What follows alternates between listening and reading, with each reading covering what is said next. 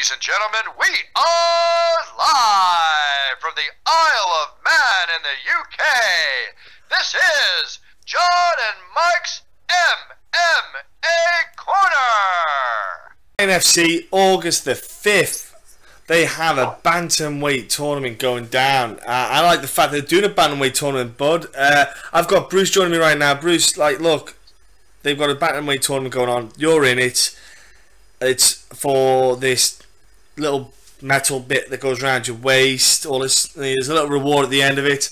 Let's talk about first and foremost the tournament structure itself. The idea of being in the tournament. Do you like this thing that they're doing? Because they're not doing like a Pride where they're going, oh, you're going to fight three monsters in one night kind of thing. But I like the fact that they're doing something a little bit different.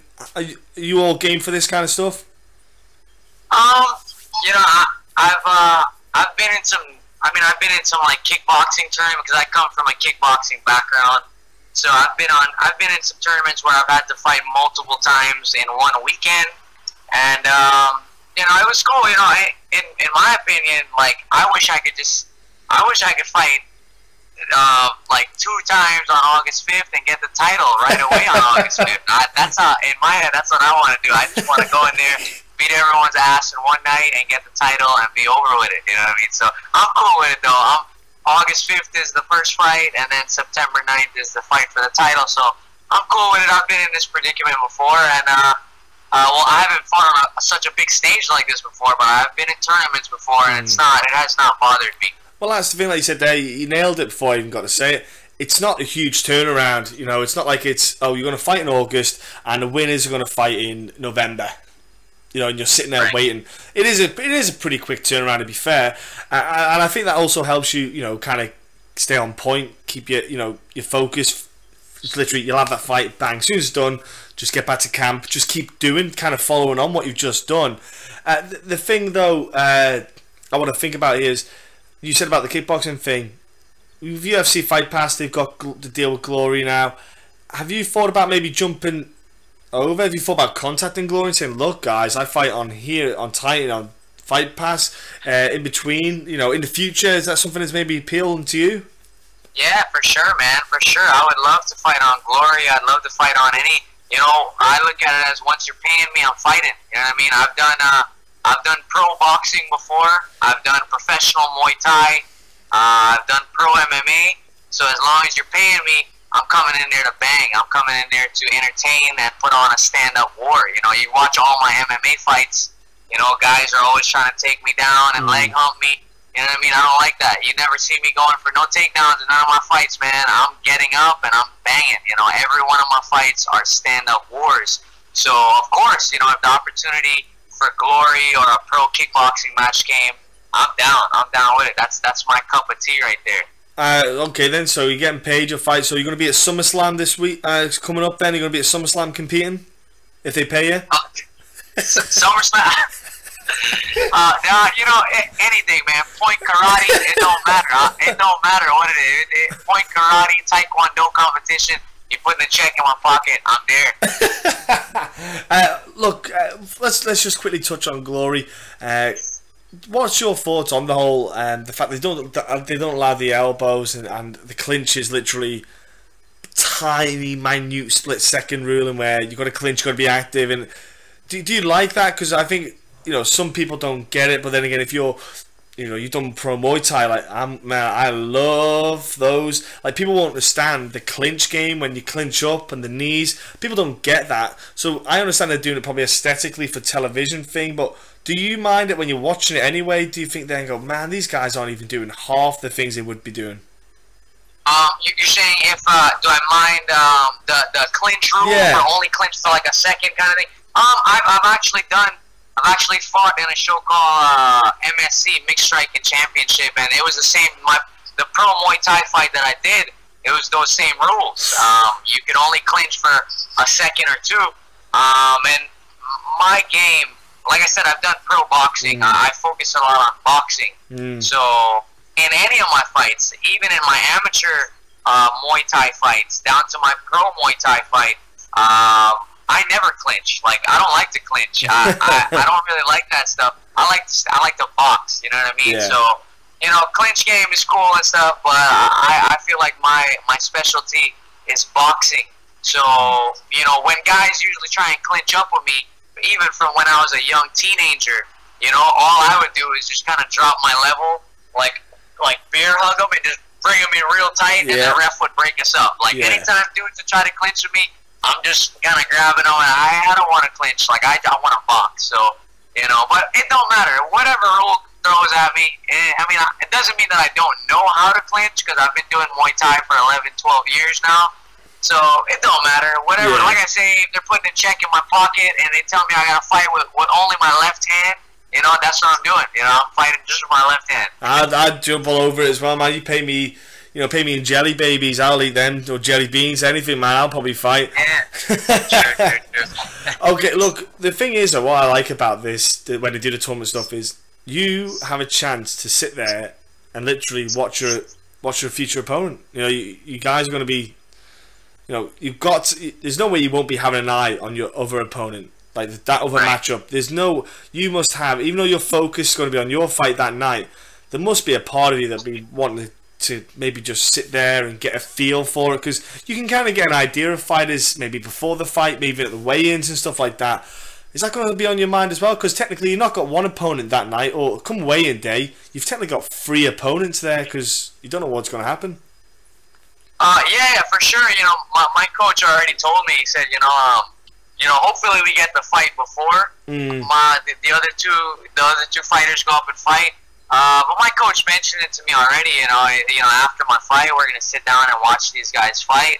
But as of right now, like I'm not really focusing too much on the other two on the other side of the bracket. I'm just kind of I'm just focusing on myself, training, and just getting in the best shape possible. But of course, after I fight, and the other two guys are on the bracket, I'm going to be paying very close attention to the 2 other guys fighting, for sure, yeah. Yeah, man, because it's one of them ones. I think I've not done it myself, you know, so I'd probably be sitting there thinking, if I got my fight out of the way, I'd be like, I'm going to sit there in that crowd at the front, and I'm going to be looking at them, and I'm trying to make eye contact. Me and Andrew Whitney is on the other side of the bracket. Yeah. He also fought on Titan FC 38 along with me. He was actually like warm. Like, I know Andrew Whitney. I don't know him too well, but like I know him. He trained at American Top Team a couple months ago, and so I've never trained. We're not like friends or anything. Yeah. But I did see his last performance on Titan FC 38. Because I was watching his whole fight as I was warming up backstage. And again, you know, it's another leg humper over here. Another guy who's just going to try and take me down and lay on top of me. Another boring fighter, you know what I mean? So again, I'm going to box him up. I'm going to box all these boys up. I'm going to just be tagging them up. Just could be you got sexy legs. That's why they want to like hump you. Yeah, maybe. I don't know, man. Maybe. I don't know. But every one of my fights, guys just try and take me down because they know they can't hang on me when it comes to stand-up. They maybe should wear longer shorts to cover those legs, man, so they just won't get that urge to want to get on them. Yeah, I know, right? For real. Like you say, man, with the boxing, do you then... You must work on combinations that link in to like a defensive takedown. So what I mean by that is... I've got a guy that I train with. The dude is a bantamweight. He's actually a bantamweight as well, but he won't be bantamweight for long because the cut's too much for him. He'll be going to 145, but he is one of them guys. He's just tall, long limbed, just a little gangly kid, right? He's about 6'1", maybe 6 foot 6'1", right? 6'1" at 135. Damn, that's crazy. That's one tall, skinny kid. I shit you not. That kid is long, gangly thing. It's just like. But the thing is, I don't think I've ever seen a 35er that's 6'1". Oh man, yeah, he's definitely taller than me, man. He's got to be 6'1", and he is one of them ones where he loves his Muay Thai, and he just keeps getting taken down. And I'm just like, I've told you how many times when you throw a combination, you can't throw like a 1-2 and finish it there, because your guy's going to sit there and go, I'm going to go in under that and I'm going to grab him. What you need to finish your combinations with is either an uppercut or a knee, because then that gets in your opponent's head that if he's going to shoot in there, he's going to take a crack, and it's going to be very nasty. Now that's got to be. Yeah, I'm not just that's something I've always pushed people that want to stand and bang. I say that's if you're going to go down by cracking that son of a bitch on when he shoots on you. Is that something that you work on yourself? That you think that, man, I need to maybe time my shots so that when someone's coming in, I can get a good crack on them before we hit the ground? For sure. You know, my whole game is sprawl and brawl. You know, of course, like I said before, I came from a kickboxing and Muay Thai background, and yeah, my whole game is sprawl and brawl. Like all the strikes that I throw, I know how to stand on my feet. I know how to. I know, like, I feel like I'm a master of distance and timing. You know, my coach Roger Crawl, he says that's the most important thing to control in striking is distance. Yes, you know what I mean. Huge. And if you control distance properly, you know, you're gonna have the time to hit these guys. Yes. And then as you mix them all timing and distance, I feel like I've been doing striking for 10, 11 years, for almost my whole entire life now. I'm actually 25 today. I forgot to tell you. Today's my birthday. Oh, I'm 25. shit. Oh, yeah. You know what? I would have given you a birthday cake, but I ate it. So, sorry, man. But yeah, like I said, I started Muay Thai when I was like 13, so it's now like 12 years now that I've been doing striking. But yeah, my whole game is sprawl and brawl. And I recently got my black belt in MMA Striking. MMA Striking is like a new belt system that we have down at American Top Team. Okay. So this is my style. We call it MMA Striking. And so basically, it's like a mix of boxing. It's a mix of traditional karate. It's a mix of kickboxing and Muay Thai, and it's geared towards MMA and standing up in an MMA fight. My coach Roger Crawl actually he made the curriculum for MMA Striking. Like he made, you know, what does a white belt need to know to move up to the next rank and so forth.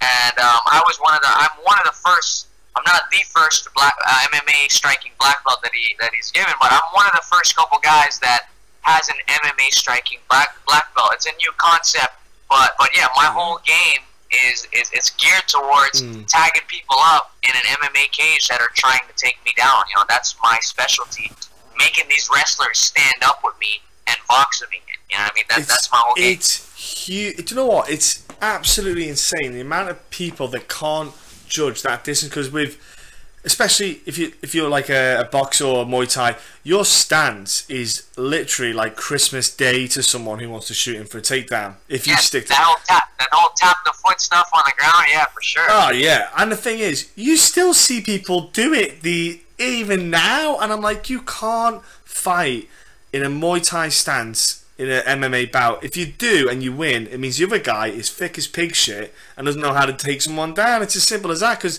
I'm not being funny. If someone puts their legs close together, I'm going to shoot in like a missile and take them bad boys down. And that system that he's got, clearly, I've never even used it. I've never seen it, but I'm going to guess it's all about the placement of your feet is a huge thing to stop that takedown coming in, so that you can land powerful shots while having good distance. That must be a huge part of it. Oh yeah, for sure. Our stance in MMA Striking, the stance is a lot lower.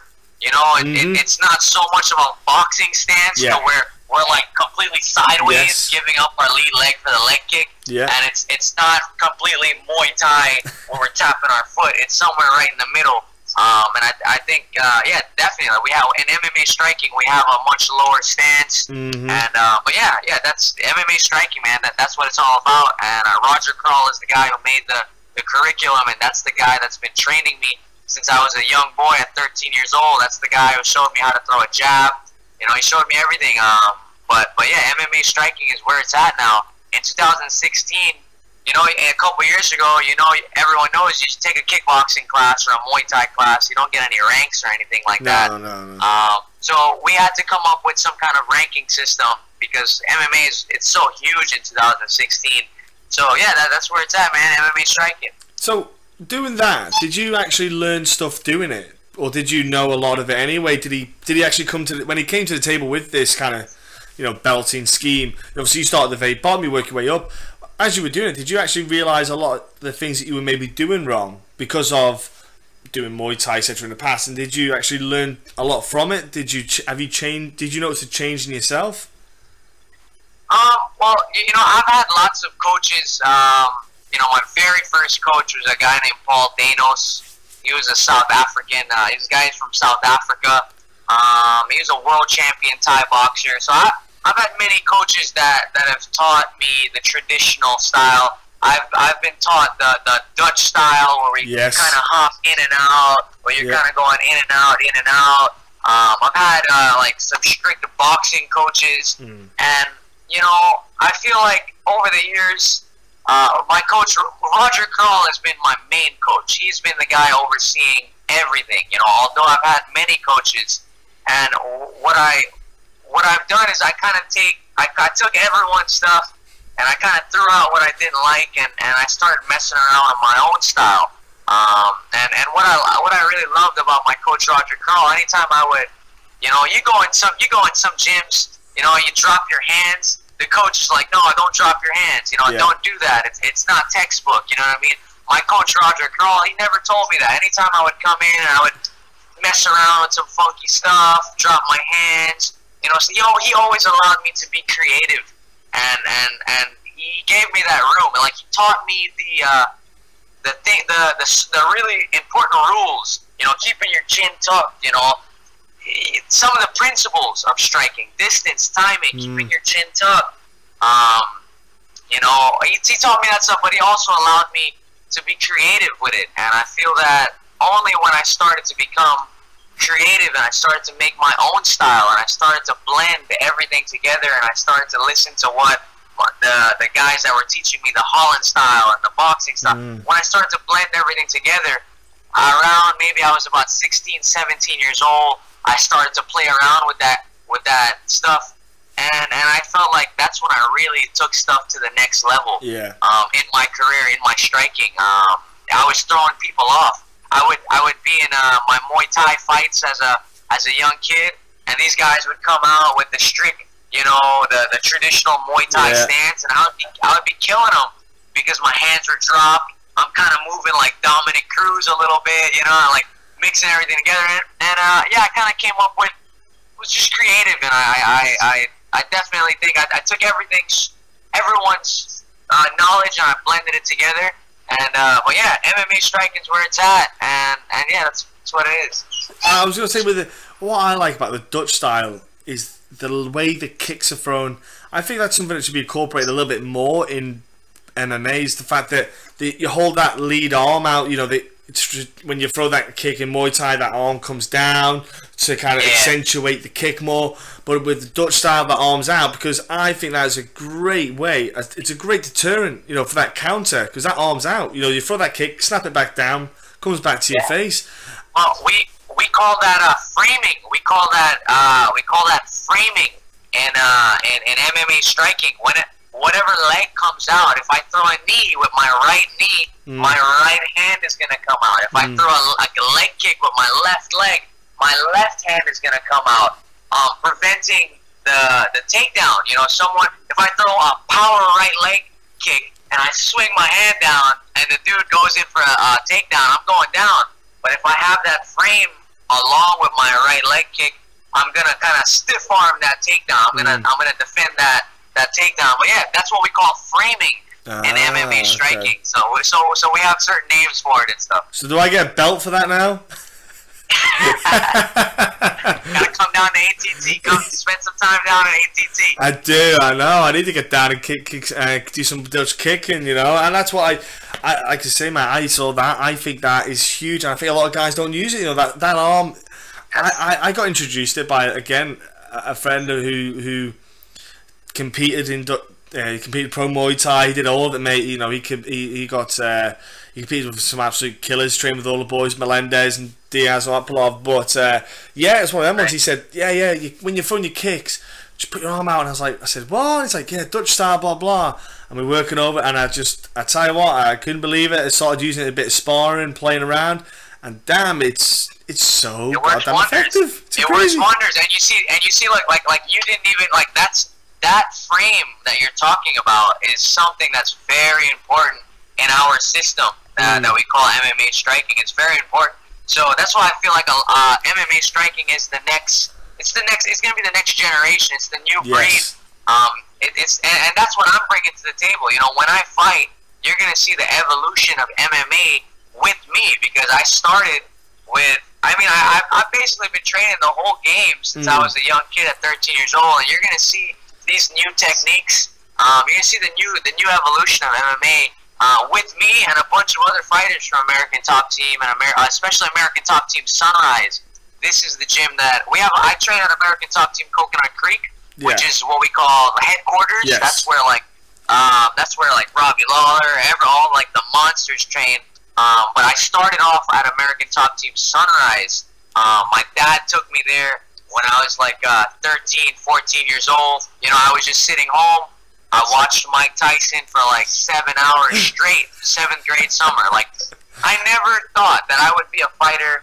I never had, I didn't know what I wanted to do until one summer, 7th grade summer, I sat home, I watched Mike Tyson, and I was just inspired. I was like, holy shit. I was like, how's he doing this? How's he making people miss and just knock people out? So I told my dad, I was like, yo, man, take me to a gym.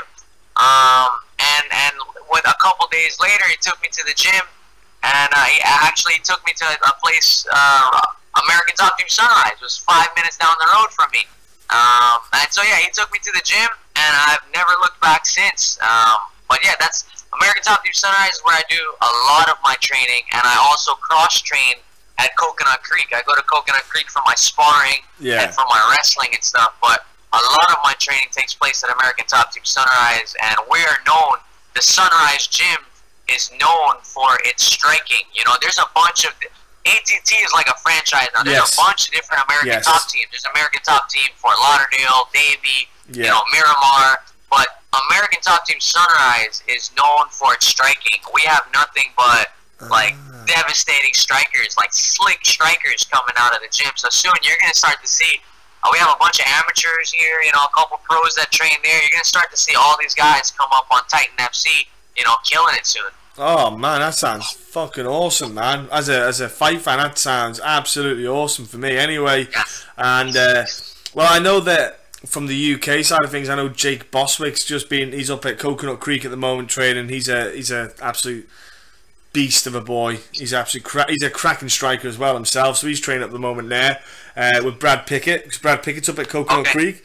The jokester that is Brad Pickett is he got me good one time, my friend. He got me good. He pulled my shorts down in the middle of the Fighter Hotel at the UFC event. Brad Pickett did that? Yeah. Oh shit. I was getting a picture with Mike Brown, because Mike Brown is a legend. And first time I'm meeting him, I was like, oh my word, I can't get a picture. And then I knew Brad does these pranks. I know about these pranks that Brad does. And I did not have the string on my shorts tied up. And that son of a bitch came behind me. My mate watched it happen, turns the camera on an angle, tilts it and takes a picture of me getting my pants pulled down in the middle of the hotel lobby. Oh man. Oh man, I was just like, I can't believe I let Brad get me. Oh man, but we have a good crack with Brad. He's a good egg. Yeah, honestly, dude, it sounds exciting, man. The kind of talent that's coming out, and especially like you say, this MMA striking system. I'm super curious about it, man. It's yeah. Look into it, man. Roger Crawl, that's the guy who made the curriculum up, and when I tell you, the guy's like, you know, like decades of knowledge. You know what I mean? Decades of knowledge. He came from I think a Kenpo background, lots of traditional karate. He's competed in kickboxing. And later on in his life, when he got to his 30s, he started to do pro MMA. Yeah. You know what I mean? And he always tells me and a lot of the young guys that come up, and he's like, man, I wish I had a coach that knew these things coming up. You know, he calls himself like a C-class fighter. That's what he says. He says if I had a coach with the knowledge coming up, with the MMA knowledge, you know, I'd be a much better fighter. And this is what he's giving to us now. That's what it is. That's what's happening. Us A-class fighters. So we have all the knowledge now up here at ATT. All the guys who fought in MMA, like in the late 90s, 2000s, who had stopped fighting, the coach, these kids who are coming up like yourself, they're getting this absolute encyclopedia of help that these guys didn't. Yeah, because all these guys, like you say, like Roger, he basically got his ass kicked in the gym and in MMA and learned from losing and winning, and it's the only way. It's the only way we could have known, and that's how we pass this all on, man. So look, it's gonna be badass, the whole thing that's going down at Titan FC, and the things that are coming out of ATT anyway. Obviously, you're not doing too bad. You got 2 UFC champs there, if you want to call it that. You know, you got Robbie and Amanda, who hits like a she hits like a fucking freight train. Oh my word! Misha's nose. Woo! ATT has lots of big name fighters, but we also have gigantic, just a shitload of fighters like myself that the world does not know yet. You know, we have a bunch of fighters that aren't in the UFC that can whoop a lot of people in the UFC. You know what I mean? It's crazy, we have a bunch of fighters like that. We call them young bucks, man. We're all coming up, and we're coming to take over in the next year or two. You're gonna see us start to pop up. Oh man, I can't. Well, I'm a little nerd and I'll be keeping an eye on all this stuff, buddy. As much as I like to compete, man, I love to follow the sport and follow the people that are coming up into it and new faces. Man, before I let you shoot off, dude, I got to get going myself because I know it's your birthday anyway, so I don't want to keep you here forever. What's your social media, man? How can people jump online, give you a follow, and join you on your badass journey? Yeah, I'm big on Facebook. Like, I'm on Facebook. Just type my name in, Bruce Lutchmedial. The athlete page, Bruce the Iron Lion Lutchmedial. On Instagram, again, just Bruce Lutchmedial. Just check me out on Bruce Lutchmedial. But I'm mainly on Facebook. I put a lot of stuff on Facebook. People can follow me there. But yeah, man, I'm training like a monster, man. I'm running 40 to 50 miles a week. I'm training with the best people in the world. I focus a lot on cardio. And again, when you see me fight, I'm not coming there to lay on top of nobody for whatever amount of time. I'm coming to stand up and bang and tag people up. And if you watch any of my fights, type my name in on YouTube, and you'll see nothing but stand-up wars. Now, you need to get on the Twitter game, Sunshine. That's what you need to do. I know you do the Facebook thing. You need to get on Twitter, son. You need to get on Twitter game. I need to. Makes a big difference. All right. Honestly, it's mega as well. Look, let's do sponsors. Who's sponsoring you? Who's helping you out, man? There's got to be people helping you. I'm on Fitness Through MMA. Fitness Through MMA is one of the sponsors. Again, American Top Team, Sunrise. These are my sponsors. Trying to work on getting a couple more. But yeah, right now, Fitness Through MMA, American Top Team.